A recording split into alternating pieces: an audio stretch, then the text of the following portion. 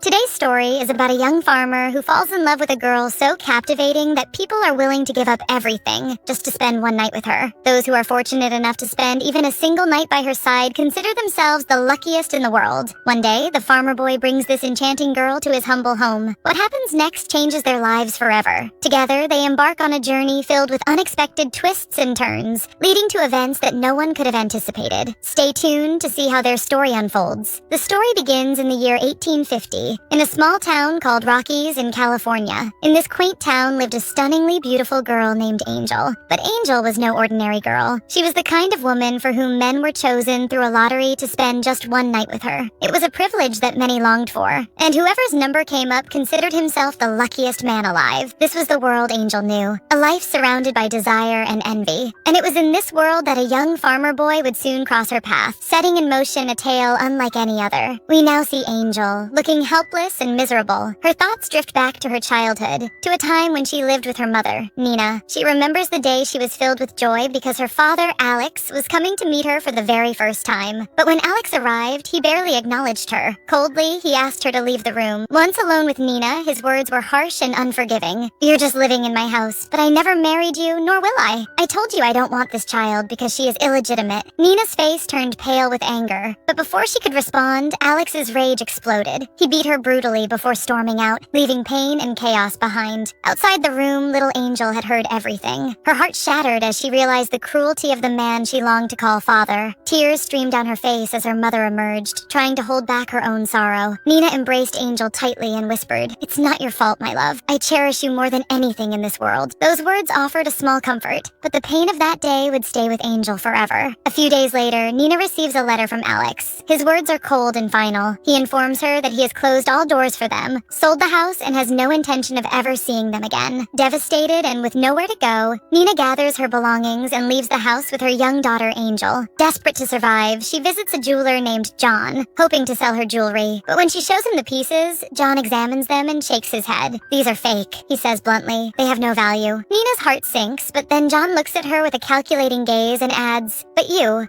are very valuable. If you work for me, you'll have money and a place to stay." With no other options and feeling utterly helpless, Nina agrees. John's intentions soon become clear. He first takes advantage of her vulnerability, getting intimate with her. After that, he puts her to work, using her to earn money for himself. Days turn into weeks, and the harsh reality of her life begins to take its toll on Nina. Weakened by exhaustion and misery, she eventually falls gravely ill. Her body, worn down by suffering, can no longer fight, and she passes away, leaving little Angel all alone. As Angel watches her mother take her last breath, tears stream down her face. Her tiny heart aches with unbearable pain, but she is powerless to change anything. In that moment, she realizes just how cruel the world can be. Now, the story unfolds to reveal how Angel became the most sought-after woman in town, desired by many and known for her beauty and allure. The scene then shifts to the present, where we are introduced to Michael, a humble farmer who toils alone on his land. Michael is a wise and devout man who visits the church daily to pray. But on this particular day, his prayer is different. He asks God for a life partner, someone who will truly love him and always stand by his side. That evening, Michael goes to town to sell his goods. As he navigates through the bustling streets, his eyes fall upon Angel, who is out for a leisurely stroll. Her beauty captivates him instantly, leaving him speechless. Curious to know more about her, Michael turns to his friend and asks, "Who is that girl?" His friend looks at Angel and replies, "She lives in the Grand Palace here in town. She's the most beautiful and expensive woman around. People wait in long lines just to spend one night with her." Michael is taken aback by this revelation. He feels a mixture of emotions, surprise, curiosity, and a touch of discomfort. Yet, despite what he has heard about her, he feels an inexplicable pull toward her. Determined to follow his heart, Michael decides that no matter who she is or what her past holds, he must meet her at least once. After Angel finishes her shift, a bodyguard sent by her boss, Duchess, arrives to collect the earnings. He feels the amount is too low and aggressively demands to know where the rest of the gold is hidden. When Angel curses at him in anger, he beats her and tries to drown her in a bathtub. Duchess arrives just in time to stop him, threatening the bodyguard with severe consequences if Angel is harmed. She orders him to calm down and prepare Angel for the next shift. Angel prepared for her shift again, and this time,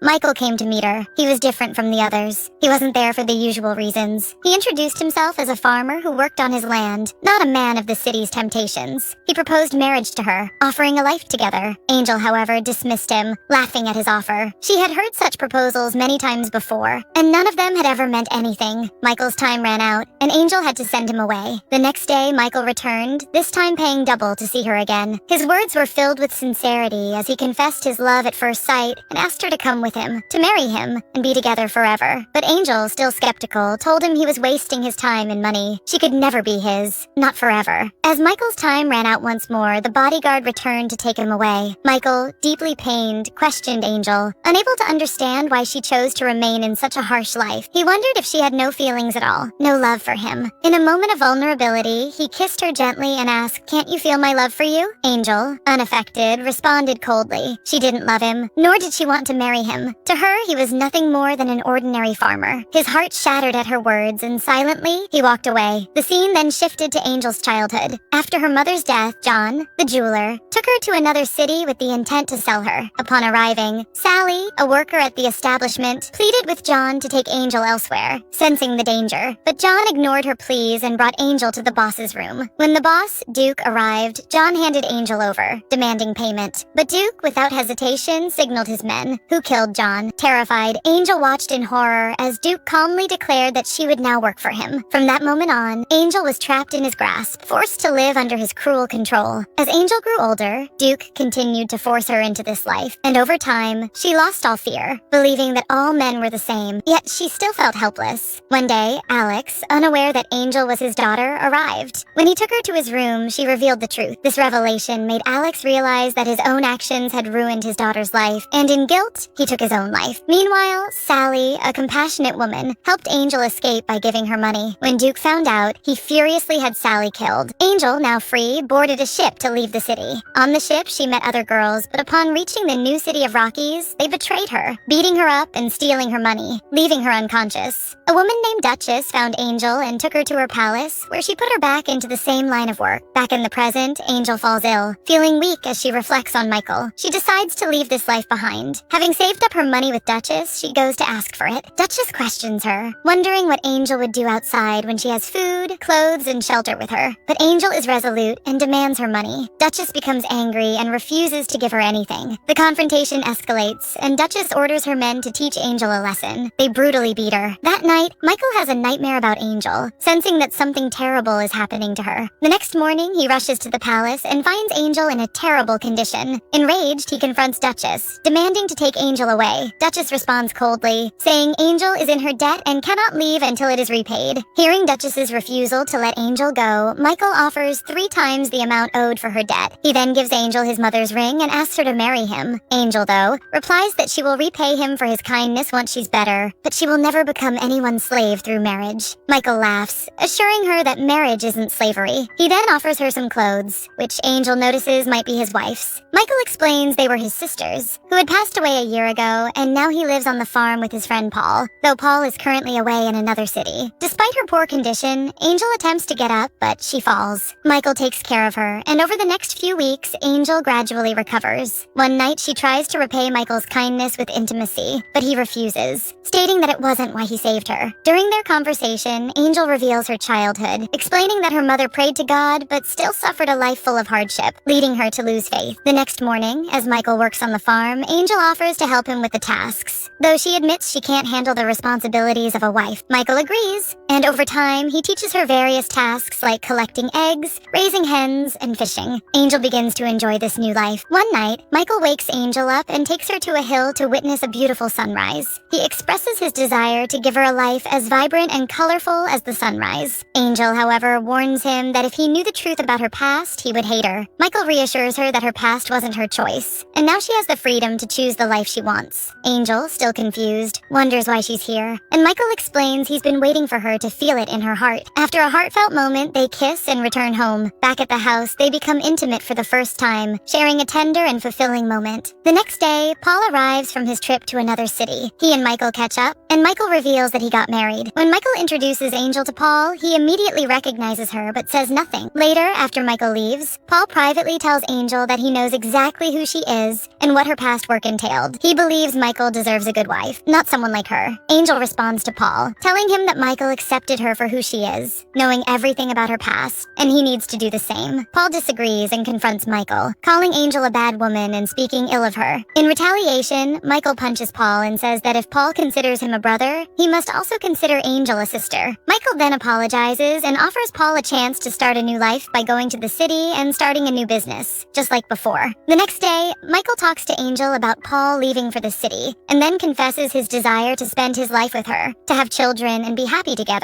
However, Angel cannot have children, and Michael remains unaware of this. The story then reveals Angel's painful past. When she was pregnant, Duke had a doctor forcibly perform an abortion to ensure she could never bear children. Angel, feeling unworthy of Michael's love due to her past, continues to struggle with her feelings. One day, Michael and Angel come across a family on the road. The mother, Elizabeth, is pregnant, and they don't have a home. Michael and Angel take them in, offering food and shelter. The family is grateful, and they have a daughter, Miriam, who befriends Angel and asks about her past and how she met Michael. As time passes, Elizabeth gives birth to a son, and everyone celebrates. Michael and Miriam bond with the baby, and Angel starts to feel that they would make a great couple. One day, while working in the field, Angel suggests that Michael and Miriam would be a great pair, but Michael reassures her that he only loves her, and nothing can come between them. Angel then reveals the truth about her past, explaining that Duke had forced her to have the abortion. Michael, undeterred by her past, tells her that he loves her no matter what, and that they should never lose hope. Despite his reassurances, Angel struggles to accept herself as a good wife for him. Later, during a quiet moment, Angel asks Michael to take her to the spot where they watch the sunrise. There, they share an intimate moment, trying to make the most of the time they have together. The next morning, Angel writes a letter for Miriam, leaving Michael's ring behind and slipping away to the city before anyone wakes up. The letter expresses her belief that Michael and Miriam would make a wonderful couple, and that she wants them to be happy. Miriam finds the letter and shows it to Michael, urging him to go after Angel. However, Michael decides that he has done everything he can to show his love, and now it's Angel's decision whether or not to return. In the city, Angel finds work as a cook at a hotel, but a fire breaks out one night, destroying the hotel. As she cleans up the ruins, Duke appears, having tracked her down. He threatens to make her regret her refusal to go with him, revealing that he set the fire. Reluctantly, Angel follows him, but when she sees that Duke has two young girls working for him, she confronts him about exploiting children. Duke threatens her again, but Angel stands up to him, praying for the strength to tell the truth. She publicly exposes Duke's cruelty, and a man from Duke's own team, fed up with his actions, intervenes and helps Angel escape. Angel frees the young girls and runs, and the people, now aware of Duke's evil deeds, take justice into their own hands, hanging him. 3 years later, Paul sees Angel in another city and follows her to a large school. He learns that Angel is now receiving an education and is starting a new life. He tells her that Michael and Miriam are together, and that Miriam is pregnant, which saddens Angel as she had hoped Michael would be with someone good like Miriam. Paul then invites Angel to come with him, offering her a chance to leave with him, but she refuses. Later, Angel returns to the farm, and Michael, still working in the fields, sees her arrive. Angel tells him her real name for the first time and apologizes for the pain she caused him. She admits her love for him, asking for his forgiveness. Michael responds, saying that the pain they experienced was what allowed them to appreciate the beautiful moments they shared, and now they are together. He gives her his mother's ring, which he had kept safe all this time, and welcomes her back into his life. A few years later, as Michael fishes, Angel arrives, now visibly pregnant. They have a little boy, and the story ends with a sense of hope and happiness, showing that Angel has healed and found the peace she longed for.